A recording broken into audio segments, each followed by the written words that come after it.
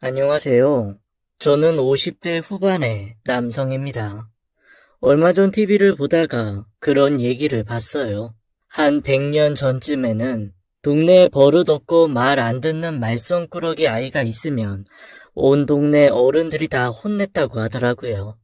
남의 집 장도 깨고 작물 뽑아먹고 부모 말 안 들으면 그의 부모가 직접 동네 사람들한테 혼내달라고 했다는 것이었지요.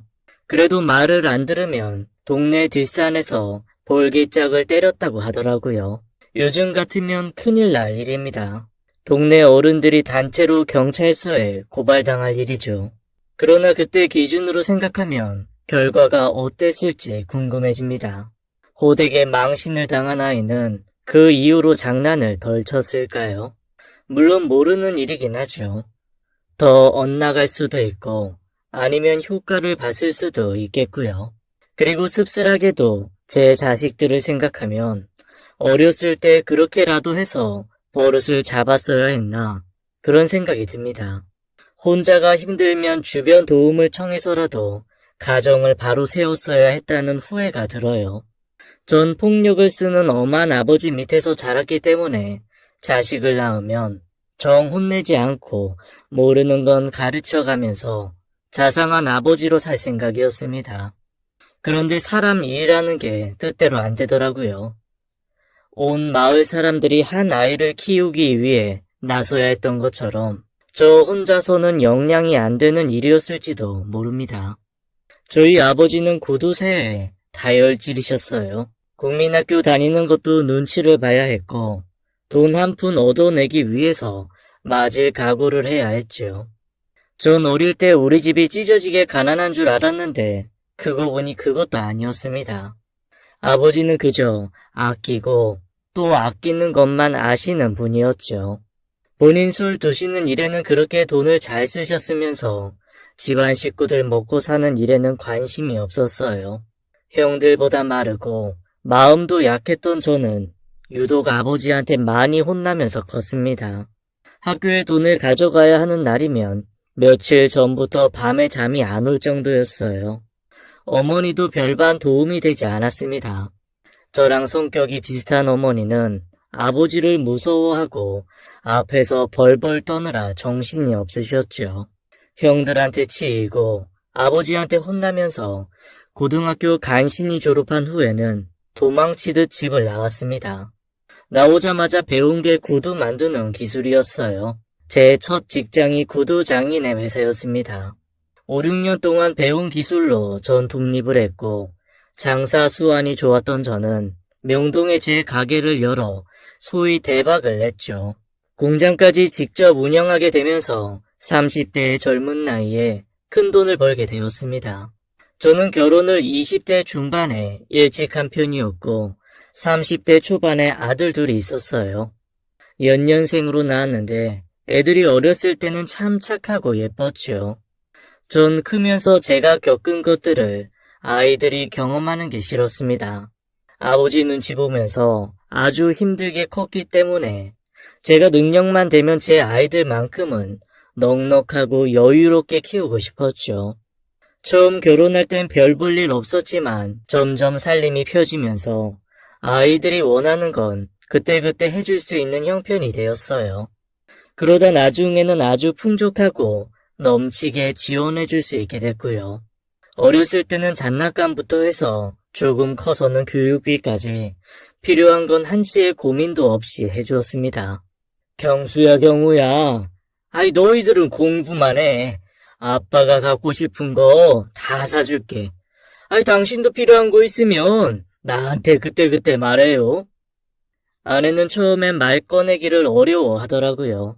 그 사람은 저보다 더 찢어지게 가난하게 살았기 때문에 돈 쓰는 걸 잘 못했습니다. 그래서 설득을 했어요. 어려서 학교 다닐 때 아버지한테 돈 달라기가 얼마나 어려웠는지 알아? 가슴에 아주 한이 맺혔다고. 그런데 이제 나 돈 벌 만큼 벌고 애들한테 필요한 거 다 해줄 수 있게 돼서 얼마나 좋은지 몰라. 책 사야 되면 말하고 컴퓨터도 필요하면 사는 거고 유학도 보낼 수 있으면 보내야지. 이러라고 돈 버는 거 아니겠어? 아내도 처음에는 주저했지만 나중에는 별말 안 하더라고요.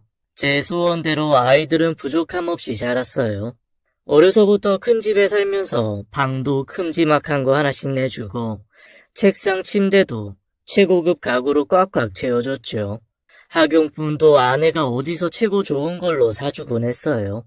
아이들은 제가 사업해서 번 돈으로 빵빵하게 지원받아가며 학교를 다녔습니다. 아내도 그런 생활에 서서히 적응해갔죠. 돈의 힘이라는 게 꽤 세더라고요. 아내의 친정은 심각하게 가난했던 것으로 알고 있습니다. 목구멍이 포도청이라는 말을 실감하게 살았대요. 장인 장모 두 분 다 아프셔서 집안에 돈 벌어오는 사람이 없었다고 했죠. 하루하루 뭘 먹어야 되나 그런 고민하면서 사는 집안이었습니다. 큰딸이었던 아내가 간신히 학교 졸업하고 공장에 다니기 시작하고 나서야 새끼를 다 챙기기 시작했다고 들었어요. 저와 결혼할 때도 여전히 처갓집 사정은 나아질 기미가 안 보였고요. 결혼 전에 아내는 아예 저한테 이렇게 말했죠. 수범 씨, 내가 결혼하면 우리 식구들이 손가락 빨게 생겼어. 결혼해도 친정에 생활비를 좀 드려야 할 것 같아. 안 그러면 동생들도 굶고 학교도 못 다녀. 염치 없지만 부탁 좀 할게. 아버님은 평생 약 드셔야 하고 어머님도 허리 아프신데 어쩔 수 없잖아. 내가 지원해 드릴게. 그런 걱정 마. 면목이 없다. 생활비 드리는 거 언제까지 해야 할지 나도 모르겠어. 고맙고 미안해, 자기야. 전 아내를 사랑했기에 망설임이 없었습니다. 처가에 생활비 지원을 하기로 약속하고 결혼을 했어요. 결혼할 때는 사업을 시작하기 전이었어요. 없는 처지의 처갓집에 달마다 생활비를 보내는 게 힘들었지만 구두 사업이 잘 되면서 큰 돈을 벌게 되자 아내는 당연하다고 생각하는 것 같았습니다. 그리고 이것저것 요구사항이 많아졌어요. 여보, 우리 이제 집을 좀 이사하는 게 낫지 않겠어요? 애들 학교도 좋은 동네 가서 보내야 공부 잘한대. 당신만 허락하면 내가 집 보고 올게요. 그래, 그러지 뭐. 당신이 보고 쓸만한 집 있으면 말해. 그때 내가 가서 볼게. 아내는 입이 떡 벌어질 만큼 넓은 집을 보고 왔더라고요. 그것도 부자 동네 한복판이었습니다. 저는 사실 좀 놀랐어요. 버는 돈은 많았어도 그렇게 넓은 집에서 살 생각은 아니었거든요. 아내는 그 정도는 돼야 살만하다면서 저를 가진 애교로 설득하더라고요. 결국 아내에게 넘어가 50평이나 되는 집을 계약했고 차도 좋은 차를 뽑게 되었습니다. 저는 웬만하면 아내가 하자는 대로 다 해주었어요. 아내가 좋은 동네로 가더니 단번에 변하더라고요. 그 동네 사람들과 어울리면서 점점 치장을 하기 시작했죠. 원래 시장표 옷 아니면 입지도 않던 사람이 백화점 쇼핑을 하고 낮부터 마사지를 받고 미용실에 간다면서 바쁘더라고요. 일주일에 한두 번 빼고는 아이들이랑 늘 외식을 하는 것 같았습니다. 집에 오면 제가 먹을 만한 게 없었어요. 순 애들 간식뿐이었습니다. 그 당시에 저는 공장 일이 너무 바빠서 김밥 한 줄로 저녁을 때울 때도 많았어요. 밤늦게 집에 오면 따뜻한 밥이랑 찌개 같은 게 또 먹고 싶더라고요. 그래서 아내한테 밥 없냐고 물어보면 면박을 당했습니다. 오늘 애들이랑 밖에서 돈가스 먹고 와서 밥 하나도 없어요. 집에서 기름 튀는 건 좀 그렇잖아요.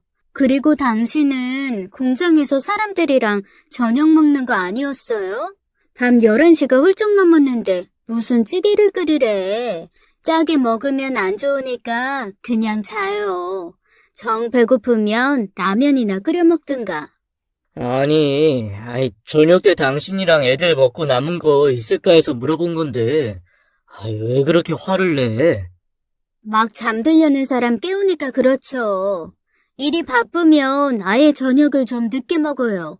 그러면 밤늦게 배고플 일도 없잖아요. 알았어. 신경 쓰지 마. 얼른 자. 아내가 그럴 때마다 솔직히 좀 힘들었습니다.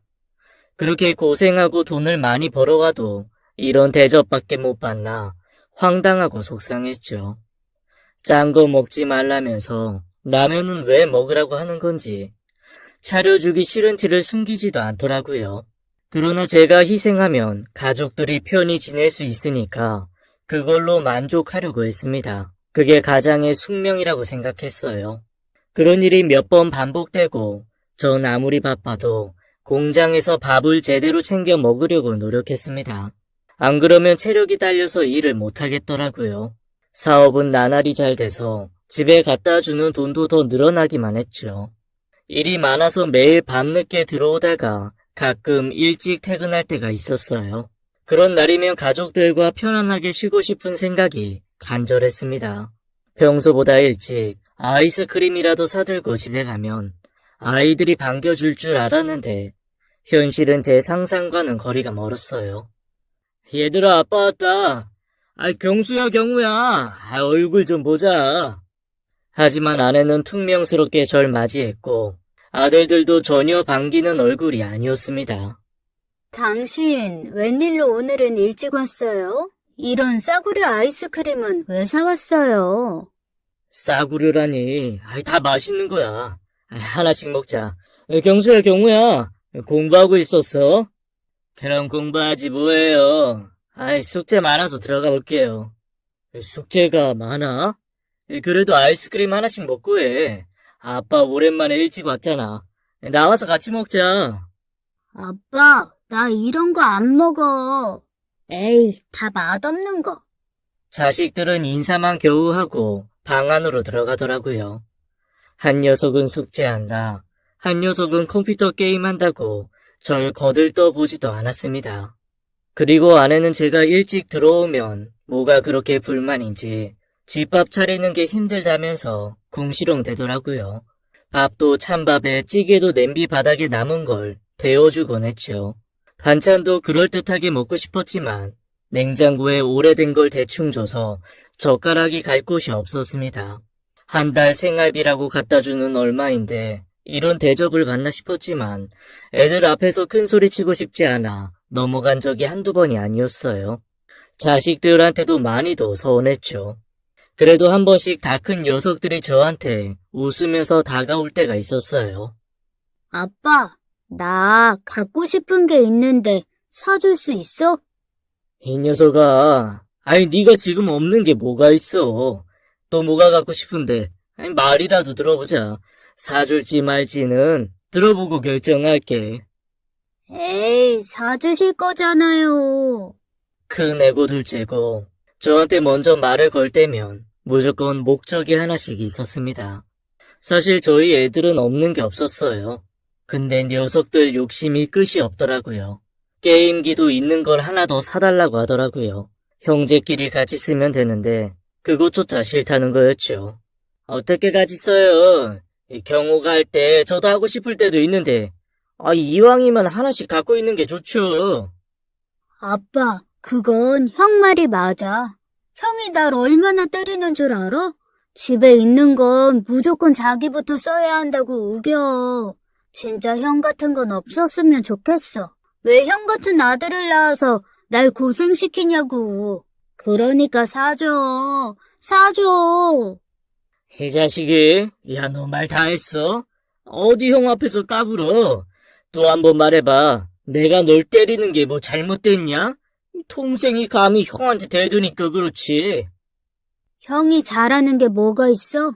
중학생이면 다야? 공부도 나보다 못하는 게?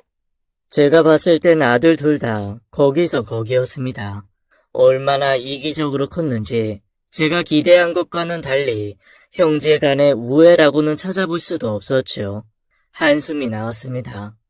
제가 어렸을 때는 없는 살림에 형제가 빵 한 조각이라도 나눠 먹으려고 했는데 저희 때랑은 너무 다르더라고요. 그러나 지금은 시대도 바뀌었고 요즘 애들 다 그런다고 하니 저도 그냥 이해하자 넘어갔습니다. 또 지금은 제가 능력이 되니까 뭐든지 해줄 수 있음에 감사하면서 결국 아이들이 해달라는 건 다 해줬어요. 자, 게임기 각자 하나씩 됐으니까 싸우지들 마라. 아빠 앞에서 형제가 싸우는 모습 보이지 말고 아이, 그것만큼 아빠 힘 빠지는 거 없어. 아빠 최고. 아빠, 감사합니다. 그렇게 자기들이 원하는 걸 갖고 나면 또 저한테 무심했죠. 전 그러려니 하고 지냈습니다. 그리고 저에게 시련이 찾아왔어요. 늘 잘 될 줄만 알았던 사업이 경기를 타면서 내리막길을 걷기 시작했죠. 조금만 견디면 되겠지 했는데 값싼 외국산에 밀려 설 자리를 점점 잃더라고요.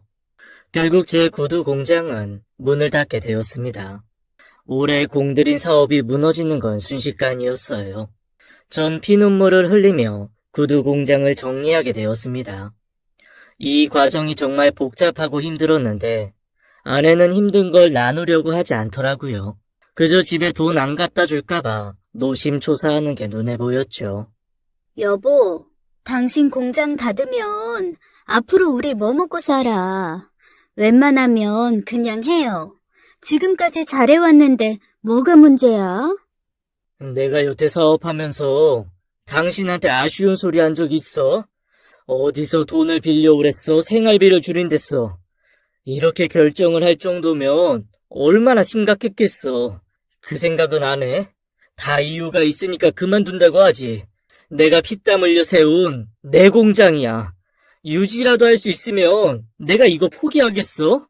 그런데 아니야. 지금은 값싼 외국산에 밀려서 국산 구두가 설 자리가 없어. 이해해줘. 전 큰 출혈을 무릅쓰고 정리를 한 건데 아내는 그런 제 마음을 조금 더 알아주려고 하지 않았죠. 아우, 난 모르겠어요. 생활비 주던 거 그대로 주고 애들 공부하던 거 끝까지 하게 해줘요. 나보고 어떻게 하란 말이야. 당신 솔직히 말해봐요. 이참에 잘 됐다. 좀 놀아보자. 그런 거 아니에요? 대책 없이 공장을 닫으면 어떡해요? 당신 그게 할 소리야? 위로는 못 해줄 망정. 뭐?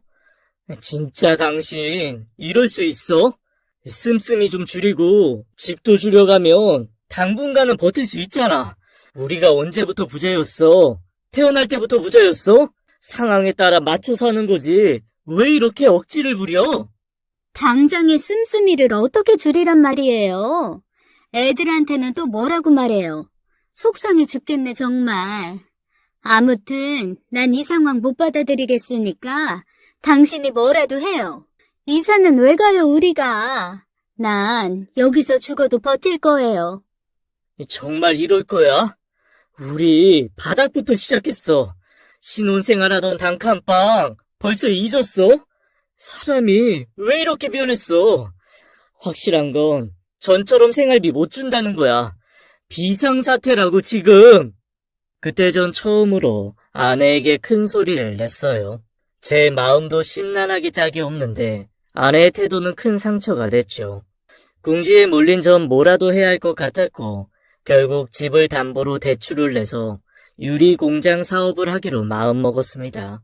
지인이 그 일을 하는데 벌이가 괜찮다고 해서 덤벼든 거였어요.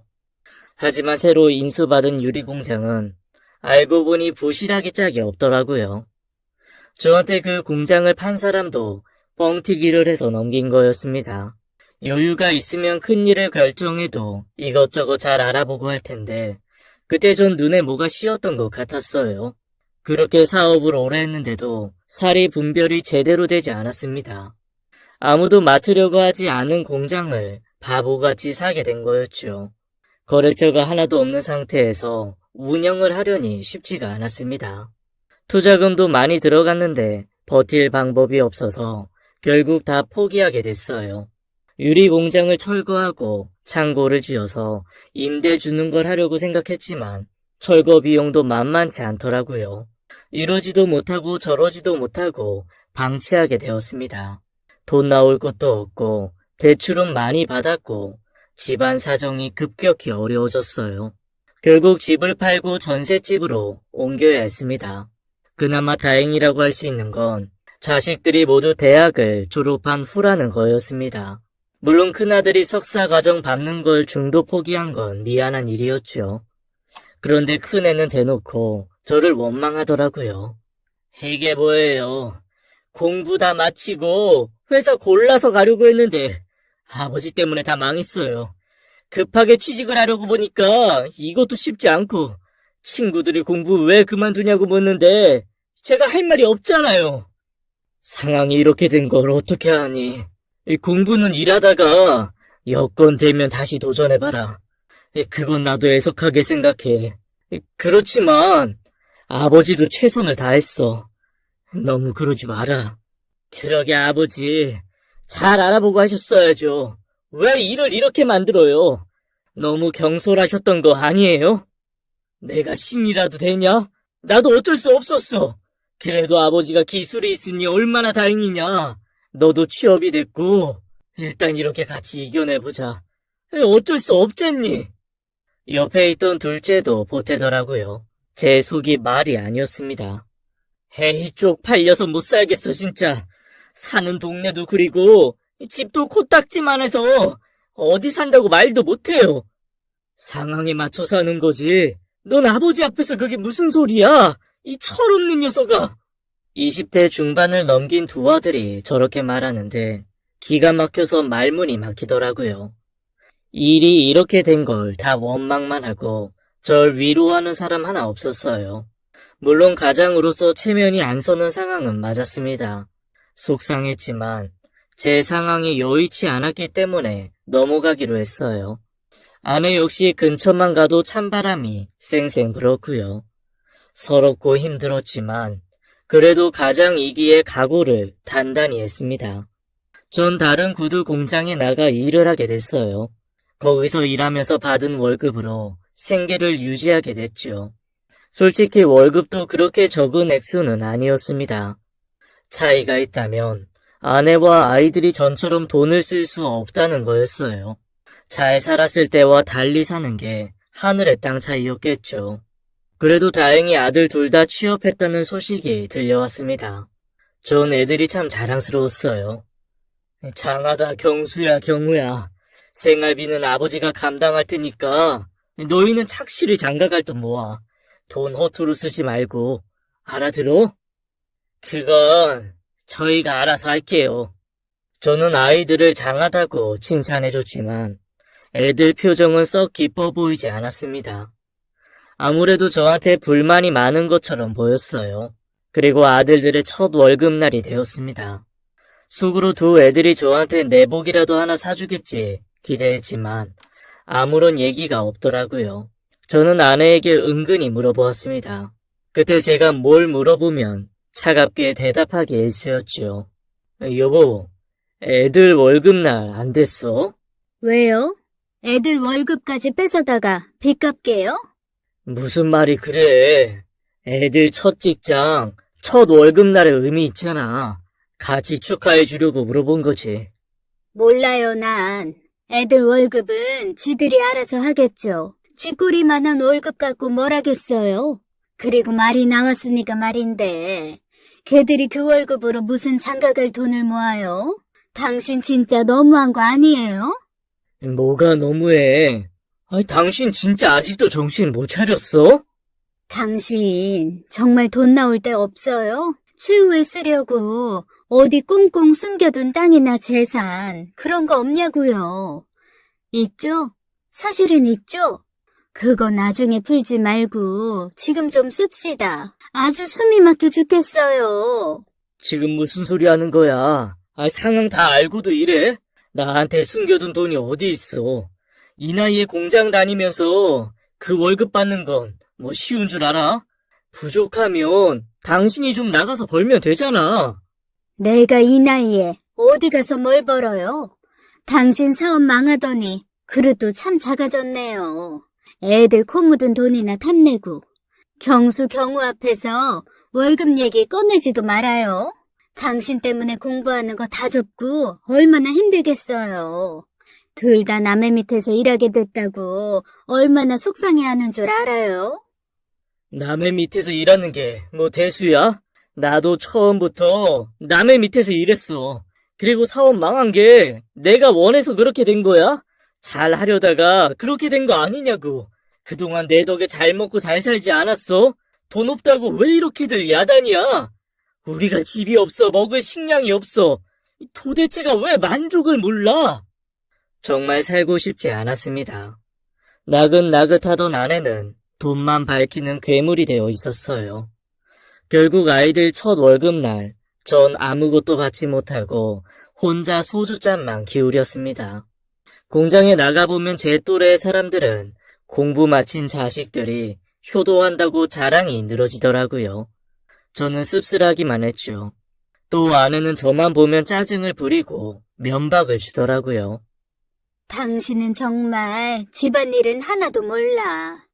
아니, 지금 현관문이 지금 주저앉아서 고장이 났는데 그거 하나 못 고쳐요? 저런 철문은 쉽게 못 고쳐. 두세 시간 있으면 사람 온다잖아. 왜 그렇게 사람을 보채? 그리고 내가 연장 쓰다가 손 다치면 이 구두 일은 어떻게 하라고. 뭐 하나 제대로 할 줄 아는 게 없어. 아유, 속 터져. 아내는 사사건건 절 못 잡아먹어서 안달리더라고요. 그러던 어느 날 아내는 자신도 일을 시작하겠다면서 면접을 보고 왔다고 했습니다. 보험 판매 일이라고 했어요. 참 어려운 일이라고 알고 있는데 아내가 잘할 수 있을지 걱정도 되고 한편으로는 아내가 달라졌나 싶은 생각도 들었습니다. 그 뒤로 아내는 밤늦도록 보험을 팔러 다니더라고요. 그런데 이상하게 점점 화장이 나 옷차림이 화려해졌어요. 저한테는 말도 안 붙였죠. 돈 번다니 더 바쁠 것 같기도 하고 말 섞으면 또 다툴 것 같아 제가 밥해 먹으면서 공장을 다녔습니다. 아내를 보면 저한테 정이 떨어진 사람 같아서 늘 마음이 불편했어요. 아내와 아이들 모두 회사에 다니고 각자 생활에 충실할 뿐 가족으로서 어떤 것도 함께 하지 않았습니다. 애들도 바빠서 집에는 늦게 들어오기 일쑤였고요. 이해는 했지만 속이 상했습니다.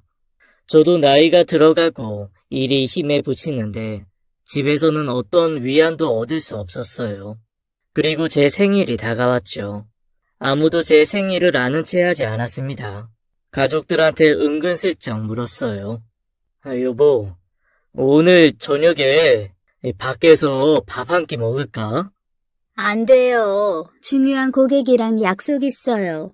오늘 많이 늦을 거야. 갑자기 왜 그래요? 경수야, 경우야. 오늘 저녁에 늦니? 애들도 당연히 늦게 들어온다고 하더라고요. 바빠서 그런가 보다 하고 서운한 티를 내지 않았습니다. 그날 전 평소와 다름없이 공장에 출근했어요. 공장에서 점심에 미역국이 나왔습니다. 그걸 떠먹는데 너무 서글프더라고요. 내가 지금까지 뭘 위해 이렇게 살았나? 내 인생은 뭔가? 그런 생각이 저절로 들었습니다. 땅이 꺼지게 한숨이 나오더라고요. 그날 밤 퇴근했는데도 아무도 집에 없었습니다. 전 일찍 잠이 들었다가 화장실에 가고 싶어 잠이 깼어요. 주방에서 가족들 목소리가 들리더라고요. 전 반가운 마음에 주방으로 가려다가 멈칫했습니다. 대화 내용을 들어보니 제가 낄 자리가 아니었어요. 아버지 오늘 생신이시잖아. 근데 나 일부러 모른 척했어. 짜증나게 저녁같이 먹자고 하잖아. 누구 때문에 내가 이렇게 고생하는데 아버지는 진짜 양심도 없나 봐. 형, 내가 오늘 팀장한테 얼마나 깨졌는 줄 알아? 진짜 사는 거 재미없어 죽겠어. 아니 내가 이렇게 살 줄은 꿈에도 생각 못했어. 이게 다 아빠 때문이야. 너희들만 그런 줄 아니? 난 더해. 보험 계약하기 전까지 고객들한테 얼마나 급실대는 줄 알아? 간이고 쓸개고 다 빼준다고. 너네 아빠는 이런 걸 아는지 모르는지 그저 공장에 들어박혀서 구두만 만지면 단 줄 알지. 아니 일은 왜 그렇게 만들어서 우리를 이렇게 힘들게 해? 그러면서 미역국은 또 얻어먹고 싶은가 보지? 엄마가 아버지한테 다시 사업 좀 일으키라고 하면 안 돼. 나 진짜 구질구질해서 이렇게 못 살겠어. 옛날 내 친구들 하나도 못 만나. 우리 집 망한 거 고소하게 생각한다고. 너네 아버지 이제 이빨 빠진 호랑이야. 지금 다시 일어서긴 뭘 일어서 너희들도 포기해. 돈 많은 집 딸이랑 만나서 결혼을 하든지 복권에 당첨이 되든지 그거 아니면 방법 없어. 진짜. 남들은 장가 갈 때 집이니 차니 대단하게들 해가는데 집불도 없는 내가 어떻게 장가를 가겠어. 진짜 아버지 잘못 만나 이게 무슨 고생이야. 눈물이 왈칵 쏟아졌습니다. 가슴에 비수가 날아와 수없이 꽂혔어요. 제가 그동안 김밥 하나로 저녁을 때우면서 뼈 빠지게 일한 걸 아내와 아이들은 전혀 고마워하지 않고 있었습니다. 제 고생은 그저 당연한 거였고 지금 자기들 상황만 힘들다는 거였어요. 제가 꼬박꼬박 출퇴근하면서 공장 일하는 게 마치 사업하기 싫어서 게으름 피고 있는 것처럼 보이는 것 같았습니다. 인생의 후회가 밀려왔죠. 아들들 어렸을 때 해달라는 거 다 해주고 처갓집에 생활비 들여가며 아내 하고 싶은 거 다 해줬던 지난 날들이 떠올랐습니다. 그때 제가 아내한테 주었던 생활비는 지금의 10배도 넘었던 것 같아요. 그 돈 조금이라도 모아뒀으면 자기들이 이렇게 고생은 안 할 텐데 그 생각은 안 하는 것 같았죠. 지금 하고 싶은 거 못한다고 절 원망하는 소리를 들으니 살고 싶지가 않았어요. 전 가족들이 모두 방으로 돌아갈 때까지 기다리다가 화장실에 갔어요. 보니까 자기들끼리 치킨을 시켜서 먹었더라고요. 식탁 위엔 빈 뼈다귀만 수북했습니다. 정말 비참했어요. 전 화장실에서 소리 죽여 울었습니다. 그리고 다음날 어김없이 전 출근을 했어요. 평소보다 일찍 공장에 나와 있는데 옆자리 박 씨가 묻더라고요. 왜 이렇게 기운이 없어? 아이 무슨 일 있어? 그냥 살기가 힘드네. 뭐 왜 사는가 싶어. 허무하고. 다 힘들지 뭐. 아이 그래도 처자식 보면서 사는 거잖아. 안 그래? 아들들 다 커서 직장 다닌다면서. 아이 지들도 일해보니까 힘들다고. 아버지 고생하신다고 안 그래? 지들 먹고 살기 바쁘지 뭐. 아내도 보험일 한다며. 아이 걱정 없네 이씨. 우리 아내는 집순이야. 집이 제일 좋대. 퇴근하고 집에 가면 뜨끈 안 찌게 이 소주 한잔 하는 게 유일한 낙이야. 박 씨는 복 받았네. 복? 인생 뭐 있어? 그냥 가족 건강하고 각자 직업 있고 그러면 된 거 아니야? 이 씨가 보기보다 욕심이 많구만. 전에 사업을 크게 했었다며? 사는 게 그만 못해서 그래? 박 씨는 저한테 기분 내라고 커피를 한 잔 타주더라고요. 깊은 후회가 몰려왔습니다. 첫 단추부터 잘못 꿰었다는 생각이 들었어요. 가족들한테 해달라는 거 다 해주고 없는 것까지 다 퍼줬는데 왜 지금 이 모양 이 꼴로 비참한지 이해할 수 없었습니다. 다 잊자 싶어 억지로 일에 집중하려고 했지만 그만 사고가 나고 말았어요. 딴 생각을 하다가 손을 다치고 말았죠. 꽤 큰 사고였어요. 그리고 전 일을 그만두게 되었어요. 엎친 데 덮친 격이었습니다. 돈도 못 벌어오자 아내와 자식들은 절 거들떠보지도 않았어요. 짐이 되는 것 같아서 괴롭기만 했습니다. 이건 가족이 아니라 남보다 못했어요. 게다가 다친 손에 수술비까지 많이 들어갔습니다. 그건 다행히 보험으로 처리할 수 있었어요. 그러던 어느 날 아들 둘이 제게 와서 말을 걸더라고요. 아버지, 사업 다시 해볼 생각 없어요? 저한테 사업 자금 마련할 방법 있어요. 그러냐? 너희들이 알아서 해. 아버지가 지금 뭘 할 수 있겠니? 그러지 마시고요. 아버진 사업을 크게 했던 경험 있잖아요. 손이 그렇게 돼서 구두 만드는 일은 못 하실 거고 옛날 경험 살려서 차분하게 시작해보면 나쁘지 않을 것도 같은데 긍정적으로 생각해보세요. 그래 아빠, 형이랑 내가 사업 자금 어떻게든 좀 마련해 볼 테니까 아빠 다시 사업해. 우리가 밀어줄게. 저는 내심 놀랐습니다. 다쳐서 아무짝에도 쓸모없는 사람 취급할 줄 알았는데 이런 기회를 먼저 제안해 와서 어리둥절했어요. 당장 그날 오후 애들이 어디에 같이 가자고 하더라고요. 누구랑 만나기로 했다면서 방치해둔 유리공장 부지에 가자고 했습니다. 우리한테 귀인이에요. 그분이 오후에 유리공장 부지에 있는 창고에서 만나기로 했어요. 거기서 부지 보면서 의논하려고요. 누군지 잘 살펴봤어? 아이, 걱정 마세요. 저희도 사회생활에서 그 정도 안목은 다 키웠어요. 전 애들과 함께 유리공장 부지로 갔어요. 그런데 아무도 나와 있지 않았습니다. 그네가 누군가와 통화를 하더니 저보고 창고에 들어가 있으라고 하더라고요. 아버지, 창고 안에 들어가 계세요. 아이, 서 있기도 힘드시잖아요, 지금. 저는 손을 다친 뒤로 기력이 많이 약해져 있었기 때문에 경수가 말한 대로 창고에 들어갔습니다. 의자를 찾아 두리번거리는데 잘 안 보였어요. 밝은 데 있다가 어두운 데 들어가니 적응이 안 되더라고요. 더듬거리며 의자를 찾고 있는데 뒤에서 엄청나게 큰 소리가 들렸어요. 창고의 문이 순식간에 닫히더니 밖에서 쇠사슬을 두르는 소리가 들려왔습니다. 아이, 경수야, 경우야. 아이, 아버지 여기 있어. 아이, 아버지 여기 있다고. 그러나 곧 자물쇠를 잠그는 소리까지 들렸어요. 저는 죽어라 문을 두드렸지만 결국 문은 굳게 닫히고 말았습니다. 밖에 있는 아들들이 하는 얘기에 전 넋이 나가버렸어요. 아빠는 여기서 좀 쉬고 있어. 우리가 행방불명 신고할 거니까 여기 잠깐만 있어주면 돼. 그게 무슨 소리야? 날 행방불명으로 신고한다니. 아이, 너희들 제정신이야? 당장 꺼내다오. 당장! 아버지 가만히 좀 계세요. 저희 다시 일어서야죠.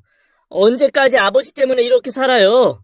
일 조금 꾸며서 사망보험금만 타면 되니까 여기서 조용히 기다리세요. 전 그 자리에 주저앉고 말았습니다. 제가 행방불명이 돼 죽은 걸로 해서 사망보험금을 타겠다는 게 아들들의 계획이었어요. 전 있는 힘을 다 짜내서 문을 열라고 소리쳤죠. 꺼내줘 이것들아. 나 아직 죽지 않았어. 사지 육신 멀쩡한 아버지를 죽은 걸로 해서 돈을 타먹는다고? 너희 이 벌을 다 어떻게 받으려고? 당장 문 열지 못해? 이 방법 아니면 뭐가 있어요? 아버지 지금 일도 못하시고 그 몸을 해갖고 무슨 사업을 해요? 아무튼 이 방법밖에 없어요. 저희도 고민 많이 한 거라고요. 저는 서둘러 핸드폰을 찾아보았습니다. 아차 싶었어요. 차에서 내릴 땐 막내가 할 게 있다면서 저한테 핸드폰을 달라고 하더라고요. 그때 아무 생각 없이 줬던 게 기억이 났습니다. 경수, 경우가 얘기를 나누면서 창고에서 멀어져 가는 소리가 들려왔어요. 전 미친 듯이 문을 두드렸지만 소용없었죠. 충격 속에 애들이 탄 차가 멀어지는 소리를 들었습니다.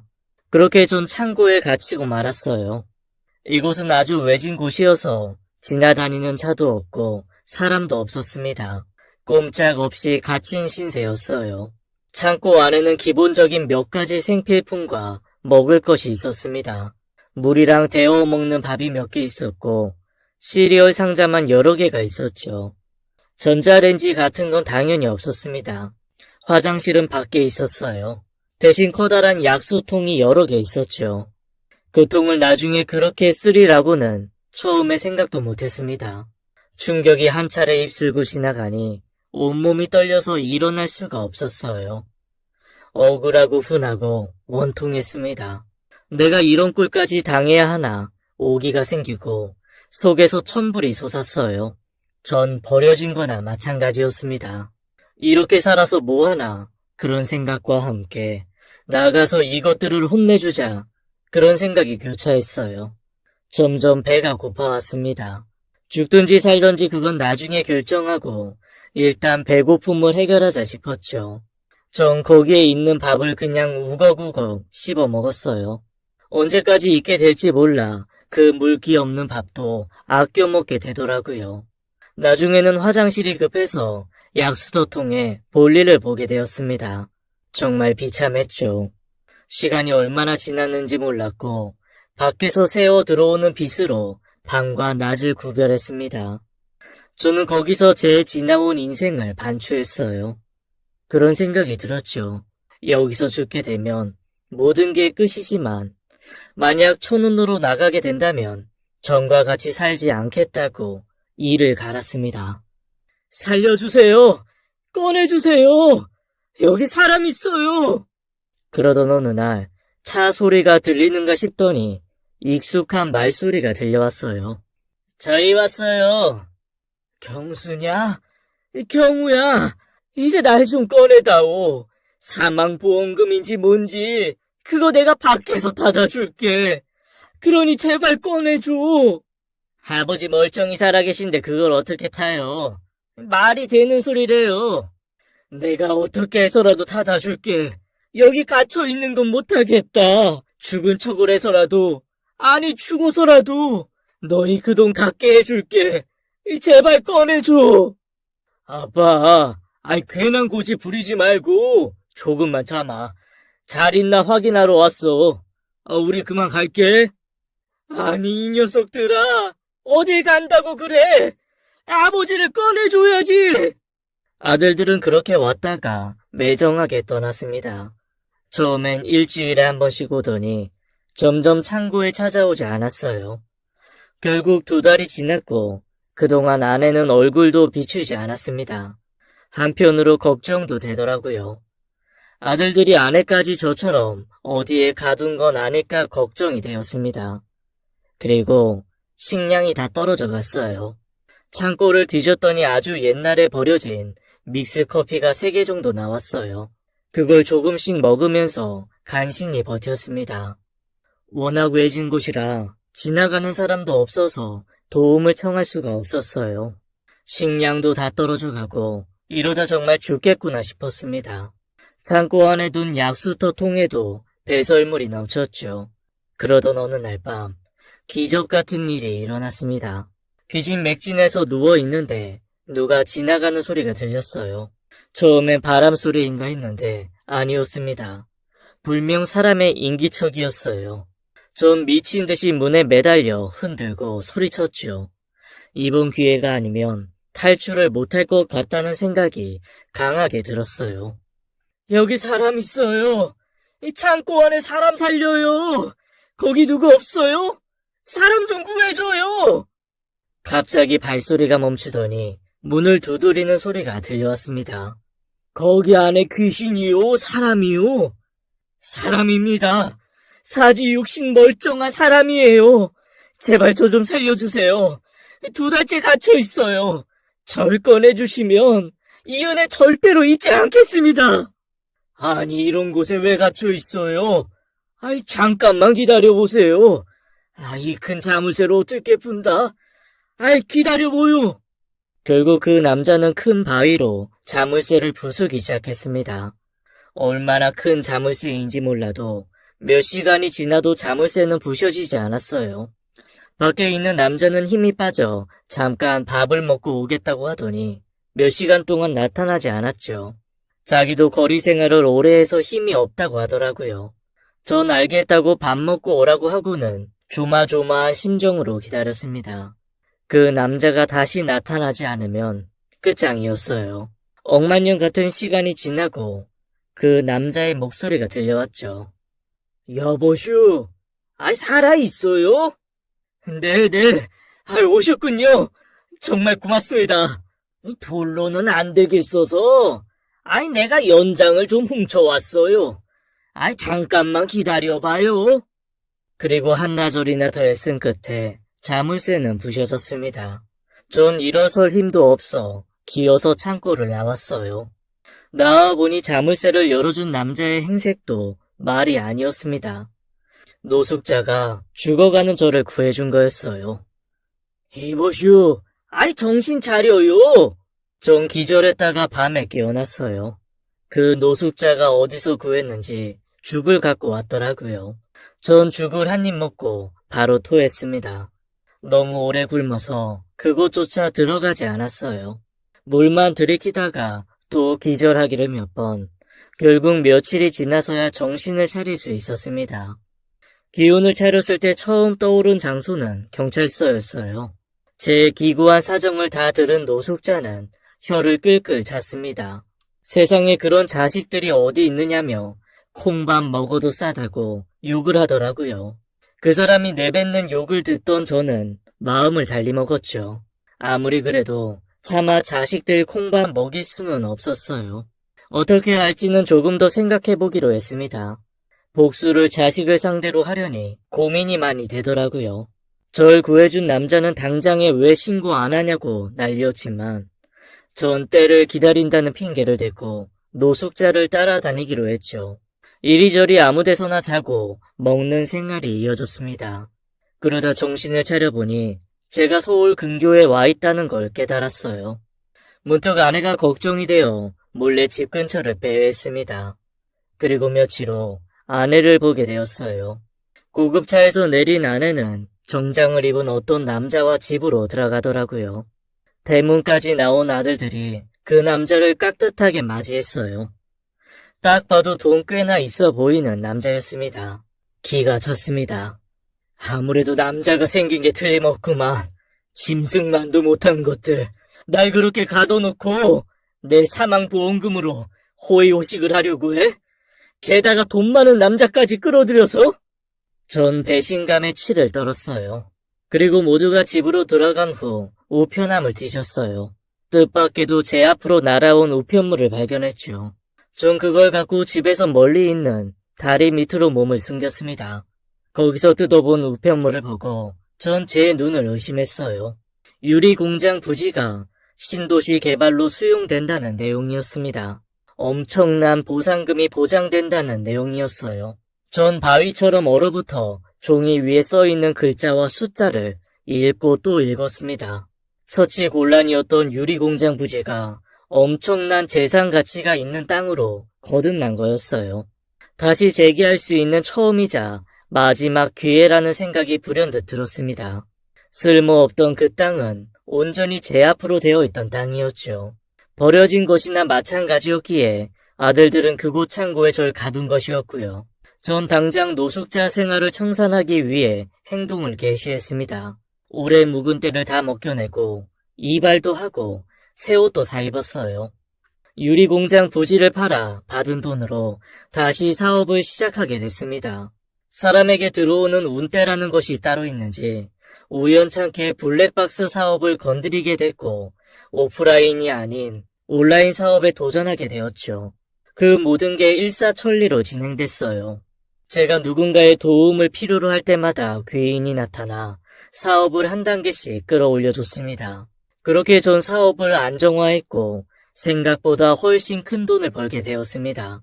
사업이 잘 돼서 좋은 집을 구하고 노숙 생활할 때와는 비교도 안 되게 안락한 생활을 하면서도 전 제가 당한 일을 잊지 못했어요. 비대 있는 화장실을 쓰면서 창고 안에서 배변을 해결하던 그때가 떠올랐고 가지은 밥을 먹을 때는 물 한 모금조차 아껴 마시던 그 상황이 떠올랐어요. 그리고 복수할 때를 기다렸습니다. 집을 떠난 지 정확히 5년이 다 되어갈 무렵 이혼 서류를 들고 예전에 가족이라 불렸던 그들을 찾아갔어요. 그들은 현관 도어록 번호도 예전 걸 그대로 쓰고 있죠. 아마 제가 찾아올 거란 생각은 조금도 하지 않았던 것 같았어요. 집엔 아무도 없었고 전 조용히 그들을 기다렸어요. 그리고 제가 화장실 간 사이 문이 열리는 소리가 들려왔죠. 전 손을 씻다 멈칫했습니다. 그들은 제 이야기를 하고 있었어요. 올해가 딱 5년인데 아버지 실종 선고가 내려질까? 그 양반 없어진 지 딱 5년째 맞지? 분명 오래 굶어서 어디 가도 살아있지 못할 텐데. 설마 살아 돌아오는 일은 없겠지? 엄마는 무슨 그런 상상을 해. 거기 식량도 얼마 없었고 아유 엄청 외진 곳이잖아. 살아 돌아오면 귀신으로밖에 볼 수 없어. 그나저나 어떻게 거길 나갈 수 있었는지 그게 난 지금도 궁금해. 누가 연장으로 자물쇠를 부순 게 분명한데 말이야. 연장도 없고 깨진 돌만 굴러다닌다던데. 그게 영 찜찜해. 누가 자물쇠에 부순 거지? 더 신경 쓰지 말아라. 살아나왔어도 오래 못 살았을 양반이야. 법원에서 실종 선고 내려지기만 기다리자고. 그럼 곧바로 사망보험금 신청할 수 있어. 내가 이 일 꾸미려고 공부를 얼마나 한 줄 알아? 머리카락이 다 하얗게 샜잖아. 엄마, 진짜 고생했어요. 우리 사망보험금 나오면 집부터 이사하자. 무슨 소리야? 사업해야지. 장가 가려면 그 돈 굴려서 몇십 배는 불려야 돼. 들려오는 대화에 전 기가 차고 분노가 치밀어 올랐습니다. 그 셋은 저의 생사 여부에 조금도 관심이 없었어요. 진짜 제 죽음을 봤다고 해도 눈물 한 방울 안 흘릴 인간들이었죠. 오로지 사망보험금에만 관심 있는 자식들과 아내는 사람이라고 할 수 없었습니다.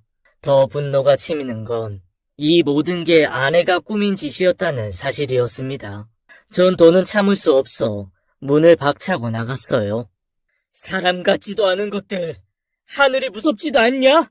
내가 분하고 억울해서라도 니들보다 100년, 1000년을 더 살아야겠어. 이 천하의 몹쓸 것들! 저를 본 아내와 아들들은 정말 귀신을 본 것처럼 놀라 자빠졌습니다. 얘들아, 지금 이게 무슨 일이냐? 니들 아버지 죽은 게 맞나 보다. 구천을 떠돌고 있나 봐. 구청 같은 소리 하고 있네. 나 이수범 멀쩡히 살아있어. 니들이 나 죽이려고 창고에 가뒀지. 멀쩡하게 살아남았다고. 이 천하의 몹쓸 것들. 사람 탈을 쓴 짐승들아. 너흰 살아서도 죽어서도 이 지옥을 맛보게 될 거다. 어떻게 지금까지 살아 계세요? 분명히 창고에 먹을 것도 없었는데 살아나왔어도 오래 못 사셨을 건데. 저는 열이 뻗쳐 큰 아들 녀석의 멱살을 잡고 흔들었습니다. 전 예전의 제가 아니었어요. 사업하면서 운동을 열심히 해 온몸이 근육이었고 덩치도 커져 있었죠. 그게 아들놈이 할 소리야? 대학 졸업할 때까지 넘치도록 부유하게 살게 해줬더니 사업 미끄러졌다고 애비를 사지로 몰아? 여보, 왜 이래요? 경수 놔줘요. 오죽하면 우리가 이랬겠어요. 오죽하면? 내가 너희들 밥을 굶겼어. 길바닥에서 재우기를 했어. 풍족하게 돈 쓰고 살게 해줘야 아버지 남편이야? 에라이 짐승만도 못한 것들. 어디 니들 마음대로 되나 봐라. 실종 신고 좋아하네. 앞으로 너희 셋 콩밥 먹을 각오해. 그러자 막내 아들놈이 저한테 달려들었습니다. 바지가랑이를 잡고 빌더라고요. 아빠 잘못했어. 우리가 잘못했어. 나 감옥 가기 싫어. 제발 경찰에 신고하지 마. 못난 인간들 셋이 제 발밑에 매달려 제발 경찰에 신고만 말아달라고 비는데 억장이 무너졌습니다. 전 간신히 마음을 가라앉히고 이혼 서류를 내밀었어요. 당신, 이리 와서 도장 찍어. 이혼하자고. 지금 이 순간부터 내가 하자는 대로 순순히 안 하면 셋 다 콩밥 먹을 각오해. 아내는 눈물을 찔끔거리면서 도장을 찍었습니다. 전 서류를 봉투에 넣고 당장 일어섰어요. 이 인간들이랑 1분도 더 함께하기 싫었습니다. 그러는 사이 세 사람은 저를 자세히 훑어보더라고요. 건강해진 몸, 좋아진 얼굴, 척 보기에도 비싸 보이는 양복이 눈에 띄었던 것 같았죠. 아니나 다를까 경수가 저한테 물었습니다. 근데 아버지, 그동안 어디서 어떻게 지내셨어요? 이 양복, 아버지 옛날에 좋아하시던 데서 맞춘 것 같은데, 그런 큰 돈이 어디서 나셨어요? 이게 또 눈에 들어오냐? 하여간, 돈만 밝히는 것들은 어쩔 수가 없어. 왜, 죽은 줄만 알았던 애비한테 돈 냄새가 풀풀 나냐? 하늘이 날 불쌍히 여기셨는지 횡재수를 주셨어. 이제 너희와는 아무 상관없는 이야기지만. 횡재수라뇨? 자세히 얘기 좀 해봐요. 몇 해 전에 당첨됐어. 로또 1등에. 상상도 못할 금액이 한 번에 들어왔지. 덕분에 잘 먹고 잘 살고 있지만 세 사람과는 아무 상관없는 일이야. 안 그래? 난 이만 간다. 앞으로 다시 보지 말자. 경찰에 신고할지 말지 아직 결정 안 했으니까 끽소리도 말고 살고 있어. 알았어? 여보, 안 돼요. 가긴 어딜 가요. 그리고 서류 1이네요. 이유는 무슨? 당치도 않아요. 로또 당첨됐다는 제 거짓말에 아내는 당장 이혼 서류를 찢더라고요. 참 가소로웠습니다.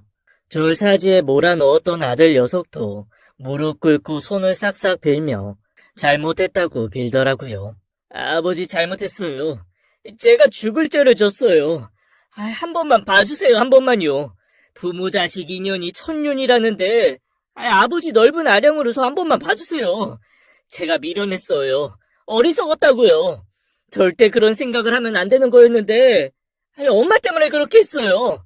전 안 하겠다고 했는데 엄마랑 경우가 절 꼬드겼어요. 아버지, 저 아직 하고 싶은 게 많아요.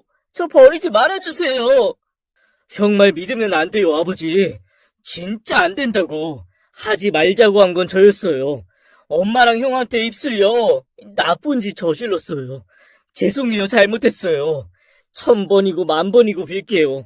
아버지가 기라고 하면 키고 하라는 대로 다 할게요. 제발 저 버리지 말아주세요. 그러니까 감옥도 다녀오라면 다녀올게요. 아버지, 저 대출이 많아요. 막혀요. 저 이 세상에 아버지 한 분이잖아요. 저 좀 도와주세요. 네? 여보, 경수 아빠, 가긴 어딜 가요. 여기 계세요, 제발요. 진심으로 반성할게요. 절절하게 빌 테니까 제발 언제가 됐든 용서만 해줘요. 우리도 힘들었어요. 그래서 해서는 안 될 일 했고요.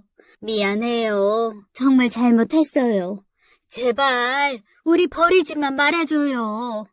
경수 아빠, 수범 씨, 한 번만 용서해줘요. 셋이 무릎 꿇고 손이 발이 되도록 비는데 정말 열이 뻗치더라고요. 저한테 돈이 있는 걸 알고 박쥐처럼 붙어보려는 의도가 눈에 빤히 보였습니다. 정말 상종 못할 인간들이었죠. 전 호통을 쳤습니다. 좋으면 삼키고 쓰면 뱉어? 너희들한테 난 길바닥에 붙은 껌보다도 못한 존재 아니었어? 이거 왜 이래? 돈 좀 있다니까 또 빌붙고 싶어? 당신 나한테 어떻게 했어? 사업 잘 나갈 때도 나한테 따뜻한 밥 한 번 차려준 적 있어? 진심으로 따뜻한 위로의 말 한마디라도 해준 적 있냐고? 내가 큰 거 말했어? 늦게 퇴근해 배고프다고 하면 구박하고 허구한 날 돈만 가져와라 퇴근하고. 나 당신 남편이었던 적 없어. 현금 지급기였지. 그리고 경수 경우 너희들 그러는 거 아니다. 그 죄값 다 어떻게 받으려고 그래. 아버지, 너희 대학 졸업할 때까지 최선을 다했어. 세상에 좋다는 거 하나도 빠짐없이 다 해줬다고. 공부할 때 필요하다는 건 내 기억에 안 사준 거 하나도 없었어. 그런데 20살도 훌쩍 넘어 다 큰 놈들이 아버지 사업 망했다고 장가가기 글렀다고 원망하고 그것도 모자라 죽일 생각까지 해? 행방불명 좋아하네. 너희들이 그 창고에서 나 굶겨 죽이려고 했잖아.